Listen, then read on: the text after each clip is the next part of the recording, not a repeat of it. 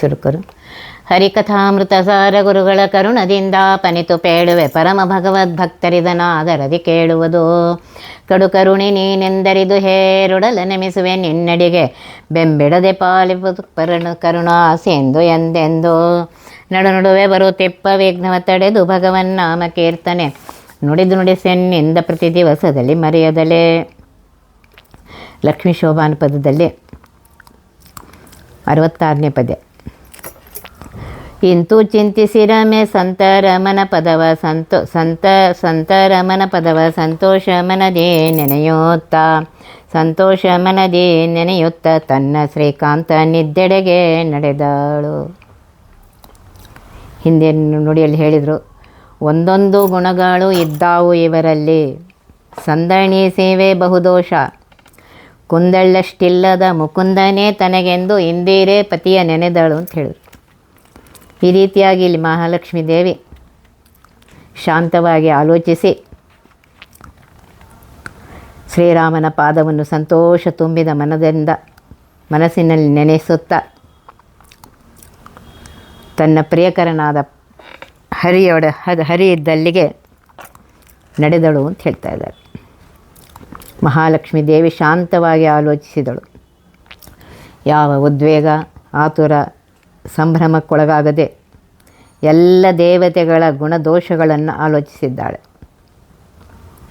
ಸ್ವಯಂವರದ ಕನ್ಯೆ ಬಾಳ ಸಂಗಾತಿಯನ್ನು ಆರಿಸಿಕೊಳ್ಳುವಲ್ಲಿ ಯಾವ ಆತುರ ಸಂಭ್ರಮಕ್ಕೊಳಗಾಗಬಾರ್ದು.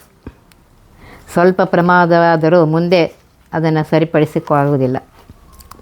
ಇದನ್ನು ಲೋಕಕ್ಕೆ ತೋರಿಸಲೆಂದೇ ಶಾಂತವಾಗಿ ಆಲೋಚಿಸುವುದನ್ನು ಲಕ್ಷ್ಮೀದೇವಿ ಅಭಿನಯಿಸಿ ತೋರಿಸಿದ್ದಾಳೆ. ಸಂತೋಷ ತುಂಬಿದ ಮನಸ್ಸಿನಲ್ಲಿ ರಾಮನ ಪಾದವನ್ನು ನೆನೆದಳು ಅಂತ ಹೇಳ್ತಾ ಇದ್ದಾರೆ. ಅಂದರೆ ರಾಮ ಅಂತಂದರೆ ಆ ನಾಮವೇ ಹೇಳುವಂತೆ ಸಕಲ ಲೋಕ ಮನೋಹಾರಿ, ರೂಪ, ಸೌಂದರ್ಯ, ಗುಣ, ಸೌಂದರ್ಯ ಎಲ್ಲಗಳಿಂದ ಒಪ್ಪಿ ಕಣ್ಣು ಮುಂದೆ ನಿಂತಿರುವ ಶ್ರೀಹರಿ.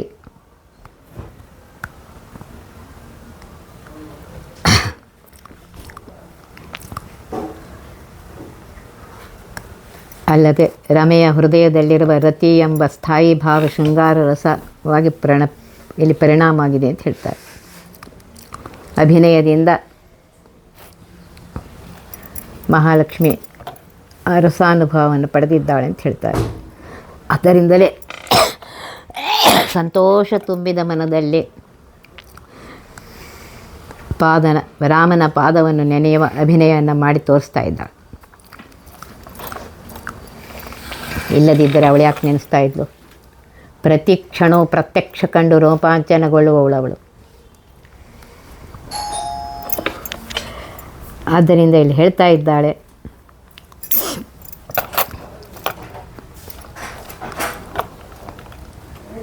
ಇಲ್ಲಿ ನಟನೆ ಮಾಡ್ತಾ ಇದ್ದಾಳೆ ಮಹಾಲಕ್ಷ್ಮೀ ದೇವಿ.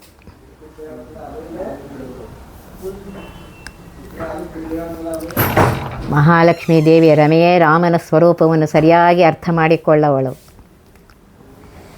ಏಕೆಂದರೆ ರಾಮ ರಮೆಯ ಹೃದಯೇಶ್ವರನಾಗಿ ಇದ್ದಾನಾದ್ದರಿಂದಲೇ ರಾಮ ಅಂತ ಅನಿಸ್ಕೊಳ್ತಾನೆ.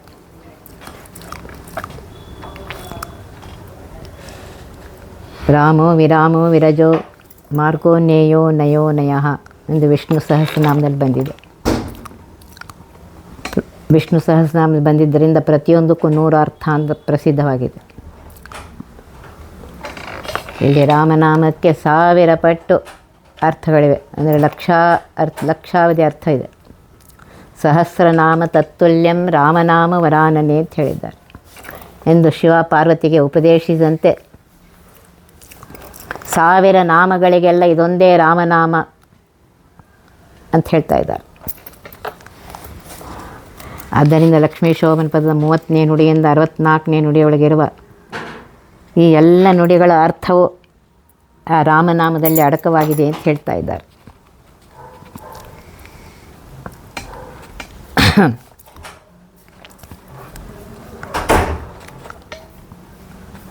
ಮೂವತ್ತನೇ ನುಡಿಯಲ್ಲಿ ಅಗ್ನಿಯಂತೆ ದೇವರ್ಷಿ ವಿಪ್ರ ಹತ್ಯಾದ ಸಕಲ ಪಾಪಗಳನ್ನು ದಹಿಸಿಕೊಂಡು ಕಾಲ ಪರಿಮಿತಿ ಇಲ್ಲದವನಾಗಿ ವಟಪತ್ರಶಾಯಾದವ ಅಂತ ಹೇಳಿದರು.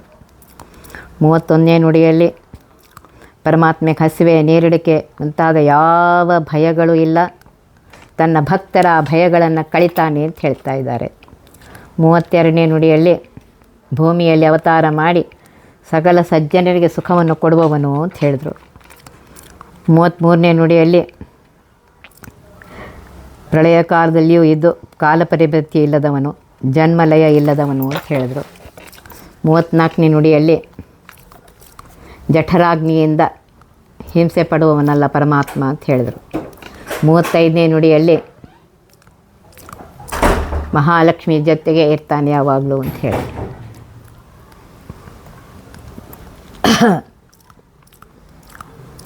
36ನೇ ನುಡಿಯಲ್ಲಿ ಅಗ್ನಿತುಲ್ಯವಾದ ನಿಜ ವೀರ್ಯದಿಂದ ಇದ್ದಾನೆ ಅಂತ ಹೇಳ್ತಾ ಇದ್ದಾರೆ.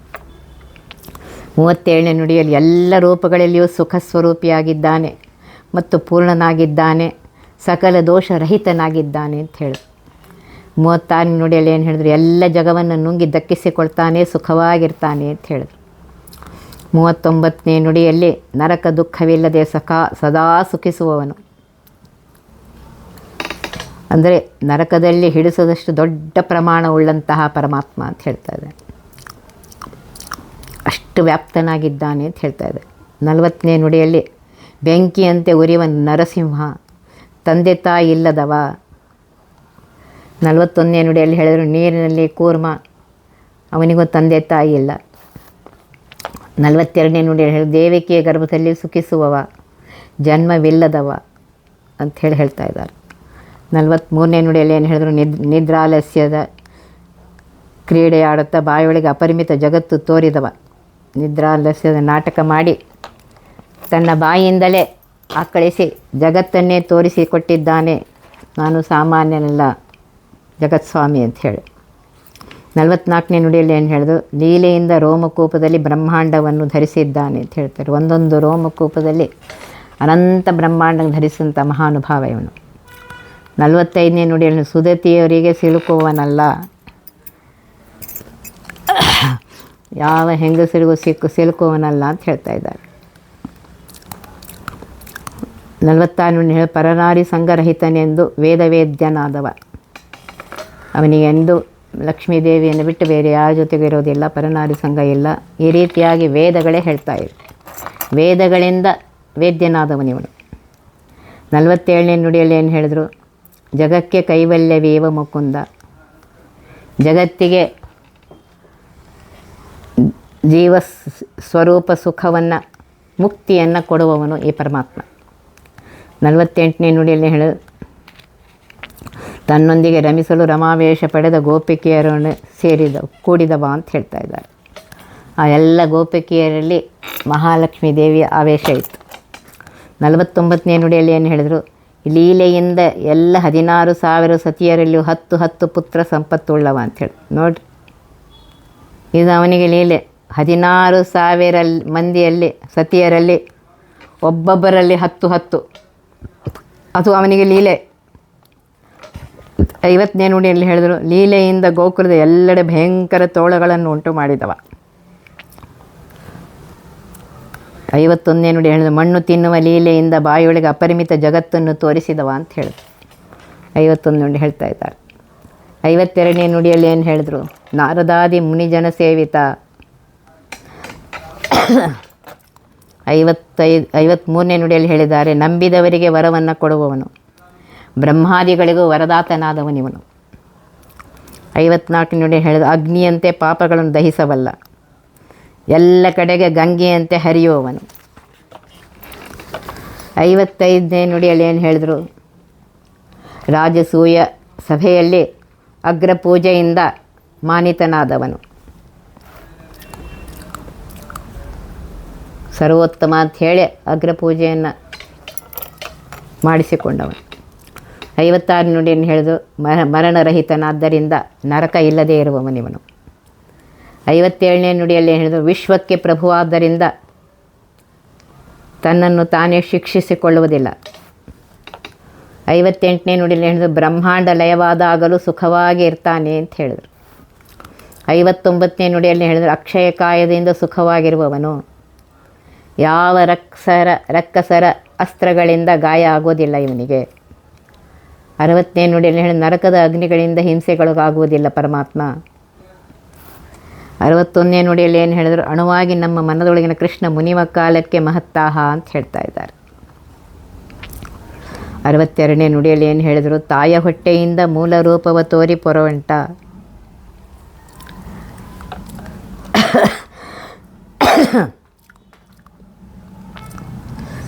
63ನೇ ನುಡಿಯಲ್ಲಿ ಹೇಳಿದ್ರು, ಭೃಗುಮುನಿ ಮೆಟ್ಟಿದ ಕುರುಹುಳ್ಳವ. 64 ನುಡಿಯಲ್ಲಿ ರುದ್ರಾದಿ ದೇವತೆಗಳು ಅಳೆಯಲಾಗದಂಥ ಪರಾಕ್ರಮವುಳ್ಳವನು. ಈ ಎಲ್ಲ ಅರ್ಥಗಳ ಹಿನ್ನೆಲೆಯಲ್ಲಿ ಶ್ರೀರಾಮನ ಪಾದವನ್ನು ನೆನೆಯುವ ಅಭಿನಯ ಮಾಡಿ ಅಲೌಕಿಕ ರಸಾನುಭವದ ಸಂತೋಷ ತುಂಬಿದ ಮನದಿಂದ ಶ್ರೀಹರಿಯೇ ನನ್ನ ಕಾಂತ, ಅವನೇ ಸರ್ವೋತ್ತಮ ಎಂಬ ನಿರ್ಣಯವನ್ನು ಜಗತ್ತಿಗೆ ತೋರಿಸಿ ಆ ಪರಮಾತ್ಮನ ಹತ್ತಿರ ನಡೆದು ಬರ್ತಾ ಇದ್ದಾಳೆ ಮಹಾಲಕ್ಷ್ಮೀ ದೇವಿ. 67 ನುಡಿ, ಕಂದರ್ಪ ಕೋಟಿಗಳ ಗೆಲುವ ಸೌಂದರ್ಯದ ಚಂದವಾಗಿದ್ದ ಚಲುವನ ಇಂದೇರೆ ಕಂಡು ಇವನೇ ತನಗೆ ಪತಿ ಎಂದವನ ಬಳಿಗೆ ನಡೆದಳು. ಕೋಟಿ ಮನ್ಮಥರನ್ನು ಗೆಲ್ಲುವಂತಹ ಸೌಂದರ್ಯ ನಮ್ಮ ಪರಮಾತ್ಮನದು, ಶ್ರೀಹರಿಯದು ಅಂತ ಹೇಳ್ತಾ ಇದ್ದಾಳೆ. ಅಂತಹ ಚಂದವಾಗಿರುವನು ಪರಮಾತ್ಮ. ಅವನನ್ನು ಕಂಡು ಮಹಾಲಕ್ಷ್ಮೀ ದೇವಿ ಇವನೇ ನನಗೆ ಪತಿ ಅಂತ ಹೇಳಿ ಅವನ ಬಳಿಗೆ ಹೋಗ್ತಾ ಇದ್ದಾಳೆ.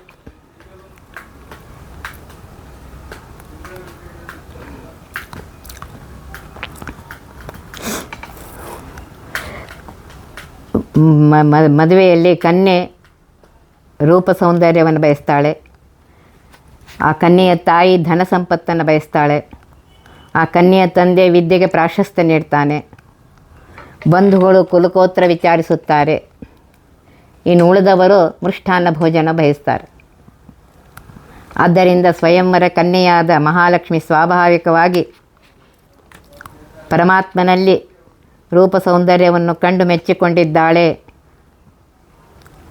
ದೋಷ ದೂರನಾಗಿರುವಂತಹ ಮಹಾಪರಾಕ್ರಮಿಯಾದಂತಹ ಅಪಾರ ಸೌಂದರ್ಯದಿಂದ ಕೂಡಿರುವಂತಹ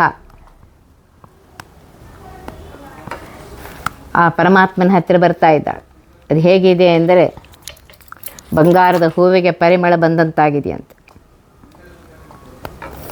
ಇಲ್ಲಿ ಕಂದರ್ಪ ಅಂತ ಹೇಳಿದ್ದಾರೆ. ಕಂದರ್ಪ ಅಂದರೆ ಮನ್ಮಥ. ಆ ಮನ್ಮಥನ ಸೌಂದರ್ಯಕ್ಕೆ, ರೂಪ ಸೌಂದರ್ಯಕ್ಕೆ ಅವನು ತಿಳ್ಕೊಂಡಿದ್ದಾನೆ, ನನಗೆ ಸಮಾನ ಮೂಲಕದಲ್ಲಿ ಯಾರೂ ಇಲ್ಲ, ನಾನೇ ಸುಂದರ. ಆದ್ದರಿಂದ ಕಂದರ್ಪ ಅಂತ ಅನಿಸ್ಕೊಂಡಿದ್ದೇನೆ ಅಂತ ಹೇಳ್ತಾ ಇದ್ದಾಳೆ. ಅಂತಹ ಕೋಟಿ ಕಂದರ್ಪರ ದರ್ಪವನ್ನು ಮುರಿಯಬಲ್ಲ ಸೌಂದರ್ಯ ಪರಮಾತ್ಮನದು. ಅಂದರೆ ಆ ಪರಮಾತ್ಮನ ಸೌಂದರ್ಯ ಎಷ್ಟಿರಬಹುದು, ಅದು ಕಲ್ಪನಾತೀತವಾಗಿದೆ.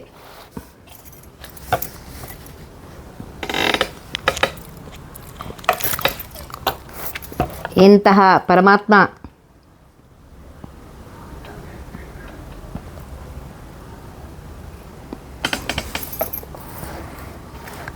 ಇಲ್ಲಿ ಹೇಳ್ತಾ ಇದ್ದಾರೆ. ಪರಮಾತ್ಮ ಎಂಥವನು ಅಂತಂದರೆ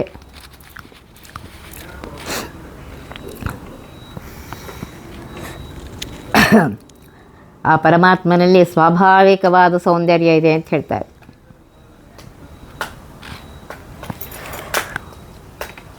ಉಪನಿಷತ್ತುಗಳು ಬಂದಿದೆ, ವಾಯು ಪದವಿಗೆ ಯೋಗ್ಯರಾದವರಲ್ಲಿ 32 ಸೌಂದರ್ಯ ಲಕ್ಷಣಗಳಿರ್ತವೆ. ರುದ್ರ ಪದವಿಗೆ ಯೋಗ್ಯರಾದವರಲ್ಲಿ 28, ಉಳಿದ ದೇವತೆಗಳಲ್ಲಿ 24ರಿಂದ 16 ಒಳಗೆ, ಋಷಿಗಳಲ್ಲಿ 16ರಿಂದ 8 ಒಳಗೆ, ಅದಕ್ಕಿಂತಲೂ ಕಡಿಮೆ ಚಕ್ರವರ್ತಿಗಳಲ್ಲಿ. ಈ ನಿಯಮದಂತೆ ಸಾತ್ವಿಕ ಮನ್ಮಥನಲ್ಲಿ ಹೆಚ್ಚೆಂದರೆ 24 ಲಕ್ಷಣಗಳಿರ್ಬೋದು. ಅವನನ್ನು ಮೀರಿಸುವ 28 ಲಕ್ಷಣಗಳಿಂದ ಒಪ್ಪುವ ಅಂಥೇಳಿ ಕೀರ್ತಿ ಪಡೆದಿರುವನು ಶಿವನಿದ್ದಾನೆ, ಕೀರ್ತಿ ಪಡೆದವನು. ಅವನನ್ನು ಮೀರಿಸುವ 32 ಲಕ್ಷಗಳಿಂದ ಒಪ್ಪುವ ಸೌಂದರ್ಯ ರೂಪ ಶ್ರೀಮದಾನಂದ ಎಂದು ಪ್ರಶಂಸಲ್ಪಡುವ ವಾಯುದೇವರಿದ್ದಾರೆ. ಇನ್ನು ಪರಮಾತ್ಮನಲ್ಲಿ ಸೌಂದರ್ಯ ಲಕ್ಷಣಗಳಂತೂ ಅಪರಿಮಿತವಾಗಿವೆ. ಉಪನಿಷತ್ತಲ್ಲಿ ಭೂಮ ಅಂತ ಕರೆದಿದ್ದಾರೆ. ಎಲ್ಲ ಸದ್ಗುಣಗಳು ಅವನಲ್ಲಿ ಅಪರಿಮಿತ, ಪೂರ್ಣ ಎಂದರ್ಥ.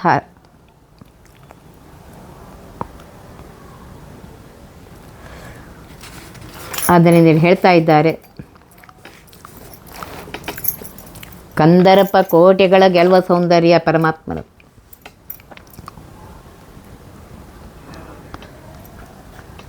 ಕೋಟಿ ಮನ್ಮಥರ ಸೌಂದರ್ಯವನ್ನು ಮೀರಿರುವ ಅಪರಿಮಿತ ಸೌಂದರ್ಯ ಚೆಲುವ ಸಾಕ್ಷಾತ್ ಮನ್ಮಥ ಅನಿಸಿಕೊಂಡವನು ಪರಮಾತ್ಮ.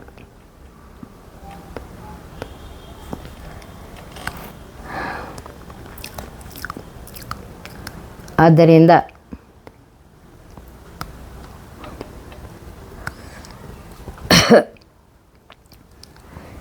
ಇಂದಿರೆ ಅಂತ ಹೇಳಿದ್ರೆ ಇದೇ ಪರಮೇಶ್ವರ್ಯೆ, ಸೌಂದರ್ಯಾದಿ ಸಕಲ ಸದ್ಗುಣ ಸಂಪತ್ತಿಗೆ ಇನ್ನೊಂದು ಹೆಸರು. ಹೀಗೆ ಅಪಾರ ಸೌಂದರ್ಯ ಸಂಪತ್ತೇ ಮೂರ್ತಿಮತ್ತಾಗಿ ಬಂದಿರುವಂತಹ ಮಹಾಲಕ್ಷ್ಮಿಗೆ ಕೋಟಿ ಮನ್ಮಥರನ್ನು ಮೀರಿಸುವ ಸೌಂದರ್ಯದ ಚಲುವನಾದ ಶ್ರೀಹರಿ ವರನಾಗಿದ್ದಾನೆ, ಯೋಗ್ಯನಾಗಿದ್ದಾನೆ, ಅನುರೂಪನಾಗಿದ್ದಾನೆ ಅಂತೇಳಿ ಹೇಳ್ತಾ ಇದ್ದಾರೆ. ನೋಡಿ, ಒಂದೇ ಒಂದು ನುಡಿಯಲ್ಲಿ ಆ ಪರಮಾತ್ಮ ಸರ್ವೋತ್ತಮ, ಸರ್ವೋತ್ಕೃಷ್ಟ, ಸರ್ವಸ್ವಾಮಿ ಅಂತನ್ನುವುದನ್ನು ಎಲ್ಲ ರೀತಿಯಿಂದಲೂ ಹೇಳ್ತಾ ಇದ್ದಾರೆ. ಇತ್ತರದ ಸುರರ ಸುತ್ತ ನೋಡುತ್ತಾ ಲಕ್ಷ್ಮೀ ಚಿತ್ತವ ಕೊಡದೆ ನಸುನಗುತ್ತಾ, ಚಿತ್ತವ ಕೊಡದೆ ನಸುನಗುತ್ತಾ ಬಂದು ಪುರುಷೋತ್ತಮನ ಕಂಡು ನಮಿಸಿದಳು. ಮಹಾಲಕ್ಷ್ಮಿ ತನ್ನ ಸುತ್ತಲೂ ಇತ್ತರದ ಸುರರನ್ನು ನೋಡಿ, ಎರಡು ಕಡೆ ಎಲ್ಲ ಕಡೆಗಿರುವ ದೇವತೆಗಳನ್ನು ನೋಡಿ, ಎರಡು ಸಾಲಾಗಿ ಸ್ವಯಂವರ ಮಂಟಪದಲ್ಲಿ ಕುಳಿತಿದ್ದ ದೇವತೆಗಳನ್ನು ನೋಡುತ್ತಾ ಅವರಾರಿಗೂ ಚಿತ್ತವನ್ನು ಕೊಡದೆ ವರಿಸದೆ ನಸುನಗ್ತಾಳಂತೆ. ನಸುನಗುತ್ತಲೇ ಬಂದು ಪುರುಷೋತ್ತಮನಾದ ಪರಮಾತ್ಮನ ಕಂಡು ನಮಿಸುತ್ತಾಳಂತೆ. ಮಹಾಲಕ್ಷ್ಮಿ ದೇವತೆಗಳಿಗೆ ಮಂದಹಾಸ ದೃಷ್ಟಿ ಬೀರಿದಳು ಅಂತ ಹೇಳಿದರು.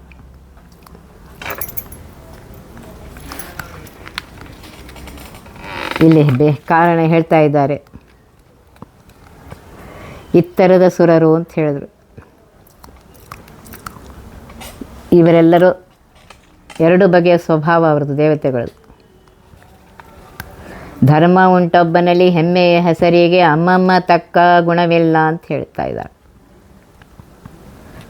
ಈ ದೇವತೆಗಳಲ್ಲಿ ಒಂದೊಂದು ಒಳ್ಳೆಯ ಗುಣವಿದ್ದರೆ ಅದರ ಜೊತೆಗೆ ನ್ಯೂನತೆಯೂ ಇದ್ದೇ ಇದೆ. ಆದರೆ ಪರಮಾತ್ಮನಲ್ಲಿ ಹಾಗಲ್ಲ. ಅನಂತ ಗುಣ ಪರಿಪೂರ್ಣನಾಗಿದ್ದಾನೆ, ದೋಷ ದೂರನಾಗಿದ್ದಾನೆ.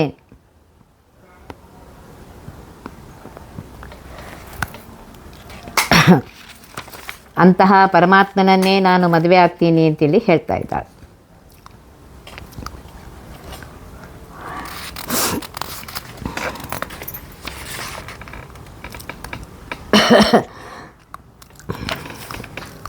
ನಾರಾಯಣಂ ವಾಸುದೇವಂ ಪರಂ ಬ್ರಹ್ಮಾಖಿಲೇಶ್ವರಂ ಪುರುಷೋತ್ತಮೇವೈಕಂ ವಿನಾಸ್ಯ ನಾ ಪರಃ ಪತಿ. ಪುರುಷೋತ್ತಮನು ಸರ್ವೇಶ್ವರನು ಆದ ವಾಸುದೇವ, ಪರಬ್ರಹ್ಮರೂಪಿಯಾದ ನಾರಾಯಣನ ಬಿಟ್ಟು ಇನ್ಯಾರು ಆ ಮಹಾಲಕ್ಷ್ಮಿಗೆ ಪತಿಯಾಗಲು ಅರ್ಹರಿಲ್ಲ ಅಂತ ಹೇಳಿ ಬ್ರಹ್ಮದೇವರು ಹೇಳ್ತಾ ಇದ್ದಾರೆ.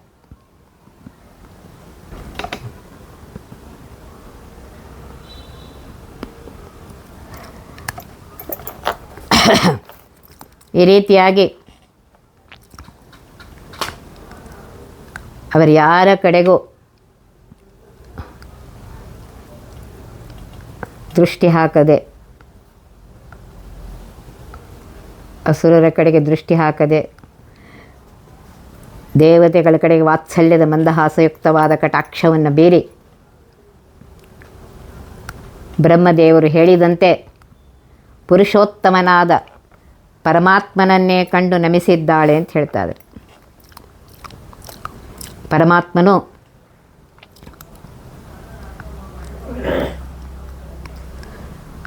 ಪರಮಾತ್ಮನ ಕಡೆಗೆ ಮಹಾಲಕ್ಷ್ಮಿ ನಸುನಗುತ್ತಾ ಬೇರುತ್ತಾ, ನಾನು ಪುರುಷೋತ್ತಮನಾದ ಪತಿಯನ್ನೇ ಆರಿಸಿಕೊಂಡಿದ್ದೇನೆ ಅಂತ ಹೇಳ್ತಾ ಇದ್ದಾಳೆ.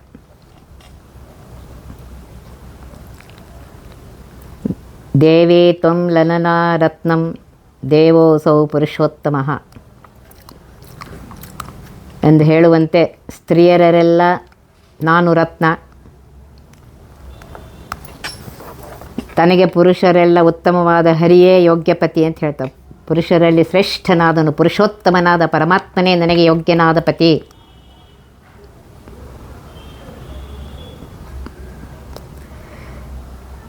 ಇಲ್ಲಿ ತೃಪ್ತಿಯ ಮಂದಹಾಸವನ್ನು ಮಾಡುತ್ತಾ ಮಹಾಲಕ್ಷ್ಮೀ ದೇವಿ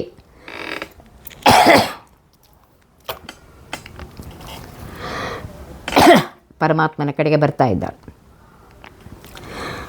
ಆದ್ದರಿಂದ ಜಗನ್ಮಾತೆಯಾಗಿರುವಂತಹ ಮಹಾಲಕ್ಷ್ಮಿಯ ಮಂದಹಾಸಕ್ಕೆ ಇಲ್ಲಿ ಹೇಳ್ತಾ ಇದ್ದಾರೆ ವಾದರಾಜ ಸ್ವಾಮಿಗಳು, ನಾವೆಷ್ಟು ಅಭಿಪ್ರಾಯ ಊಹಿಸಿಕೊಂಡರೂ ಅದು ಕಡಿಮೆ. ಅದನ್ನು ಸೂಚಿಸುವುದಕ್ಕಾಗಿಯೇ ಮಹಾಲಕ್ಷ್ಮೀ ದೇವಿ ನಸುನಗುತ್ತಾ ಬರ್ತಾ ಇದ್ದಾಳೆ ಅಂತ ಹೇಳ್ತಾರೆ.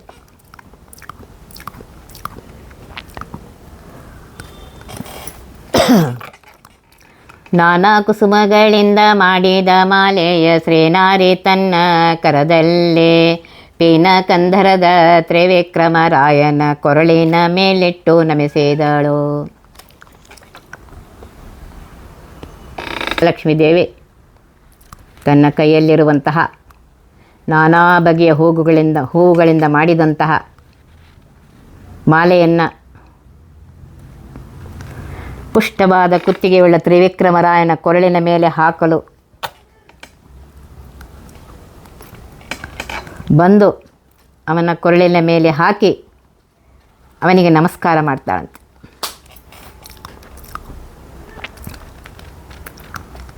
ಹಿಂದಿನ ನುಡಿಯಲ್ಲಿ ಹೇಳಿದಂತೆ ಯಾರ ಕಡೆಗೂ ನೋಡುತ್ತಾ ಚಿತ್ತವ ಕಡದೆ ನೋಡದೆ ನಸುನಗುತ್ತಾ ಬಂದಿದ್ದಾಳೆ ಅಂತ ಹೇಳ್ತಾ ಇದ್ದಾರೆ. ಬಂದು ತ್ರಿವಿಕ್ರಮನ ಕೊರಳಿಗೆ ಮಾಲೆಯನ್ನು ಹಾಕಿದ್ದಾಳೆ ಅಂತ ಹೇಳ್ತಾ ಇದ್ದಾರೆ.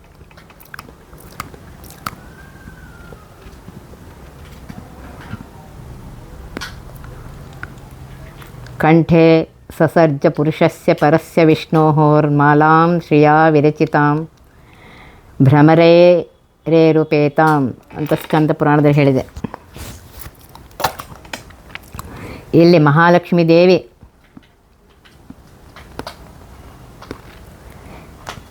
ಯಾರ ಕೊರಳಿಗೂ ಮಾಲೆಯನ್ನು ಹಾಕದೆ ಚಿತ್ತವನ್ನು ಕೊಡದೆ ನಸುನಗುತ್ತಾ ಅಂತ ಹೇಳ್ತಾರೆ. ಬಂದು ಪರಮಾತ್ಮನಿಗೆ ಮಾಲೆಯನ್ನು ಹಾಕಿದ್ದಾಳೆ ಅಂತ ಹೇಳ್ತಾ ಇದ್ದಾರೆ. ರುಕ್ಮಿಣೀಶ ವಿಜಯದಲ್ಲಿ ವಾದರಾಜ ಸ್ವಾಮಿಗಳು ಹೇಳ್ತಾರೆ, ಹರೇಹೇ ಪ್ರಸಾದೈಕ ಭುಜಾಂ ಸುರಾಣಾಂ ಇಮಾಂ ಪ್ರದಾಸ್ಯಾಮಿ ಕಥಂ ತ್ವಿತೀವ ರಮಾ ಪ್ರಮೋದೋತ್ಥಿತ ರೋಮ ರಾಜಿ ಸಮರ್ಪಯಾಮಾಸ ಮುಕುಂದ ಕಂಠೆ.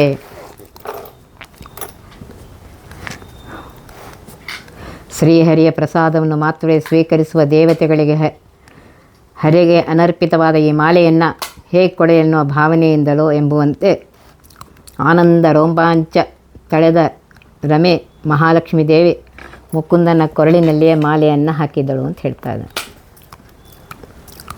ಇಲ್ಲಿ ಮುಕುಂದ ಅಂತ ಅನ್ನುವ ಹೆಸರೇ ಅರ್ಥಪೂರ್ಣವಾಗಿದೆ ಅಂತ ಹೇಳ್ತಾ ಇದ್ದಾರೆ.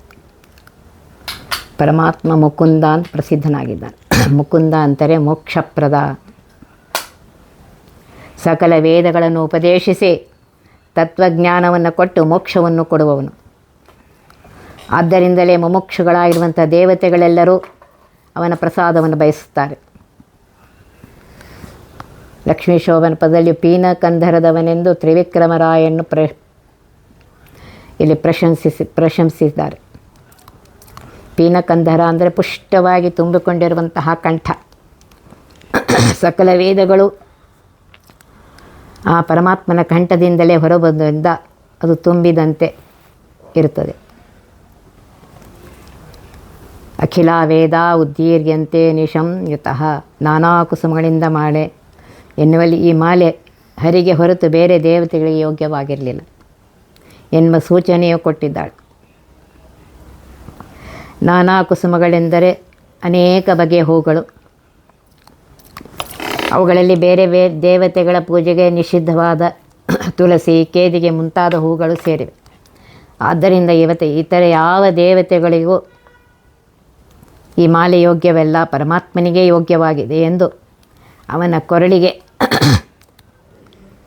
ಮಾಲೆಯನ್ನು ಮಹಾಲಕ್ಷ್ಮೀ ದೇವಿ ತೊಡಿಸಿದ್ದಾಳೆ. ರುಕ್ಮಿಣೀಶ ವಿಜಯದಲ್ಲಿ ಇದೇ ಹೇಳಿದ್ದಾರೆ.